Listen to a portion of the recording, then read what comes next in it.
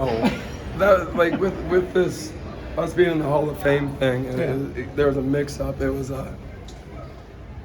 so we were technically the away team, but there was a miscommunication with them. So they brought black. So we went out in black. They went out in black, and so we threw on last year's white uniforms, which I happen to have in my office because the kids didn't have them here. So that beat the alternative of going shirts and skins. Right. So, but it worked for you, right? And we'll wear it again. Like we'll go black bottoms, white tops. So, but just overall, you have to be happy with the way you guys played and have been playing, right? Yeah, I told them, you break it up, and now's a good stopping point, kind of the season, or a good mark. We're a fifth of the way through, and to be 3-1, our schedule's been pretty tough. And we're far from a finished product, but we're playing some good basketball in stretches. Now we got to do it for the full game. You're doing it with a lot of young guys too, correct? Yeah. Well, I had 3 seniors played tonight. I think 3, but 4. All 4 of them played. But there's we're starting 2 sophomores and a couple of juniors. And that are playing heavy minutes. Our sophomores have been our leading scorers, leading rebounders most nights. So, The Amarillo sure comes in handy, doesn't he, when Jackson starts off really cool. It's good to have a 6'7" kid that has a good motor, and just a great kid. Honestly, I'd have you talk to him. He's in the aux gym shooting free throws right now. And not because I told him to. That's just who he is. He wants to be great. He's not okay with just being good, and so. He's just tireless. He's an awesome kid. What do you think about this event? I mean, being involved in this obviously now, and the host school and everything too. But what are your thoughts on this? It's cool. Traditionally, your biggest growth is a lot of times between your first and second game, and then over your Christmas break.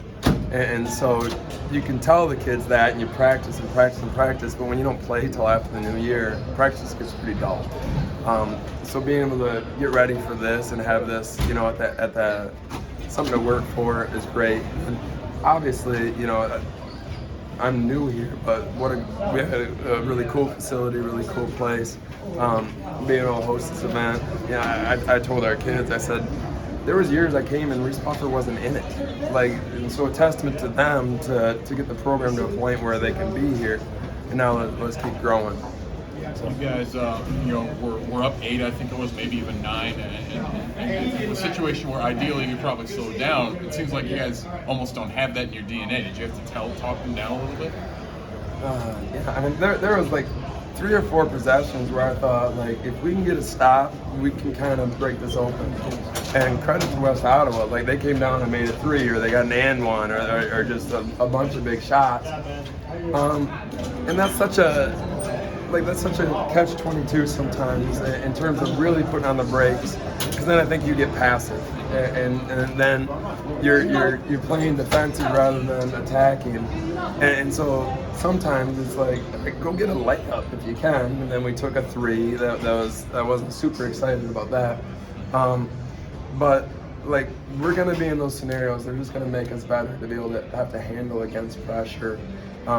Ideally, the one time I think we did hit ahead, Logan hit Travis underneath, and we got a layup. That's the ideal. Make them pay for pressing you. But yeah, we got to protect it a little bit better. And then a couple guys that are normally really good free throw shooters missed a couple at the end too, which kind of made it nerve-wracking as well. You gave me my next question too. It's probably a scenario where you'd rather have that where you have to dial them back as opposed to where you have to kick them up. Yeah. They're not scared, So I'll take guys that aren't scared and going, because you get in those types of moments, you're going to eventually make the plays. What's the adjustment been like for you into this new program? That's a good question. I don't want to say it's not different, because it is. It's just in the sheer size of the district and kind of the depth of the talent is a little bit deeper. We've coached a lot of good players, but not the kind of 1 through 14 that can all play. I've got guys that haven't played much, if at all, that can really play. So that's different. but really, the kids are kids, and they want the same thing. They want somebody to believe in them. They want somebody to push them at the right times, and they want somebody to take an interest in them off the floor and on. And they want to be part of something bigger than themselves. And so that hasn't been different.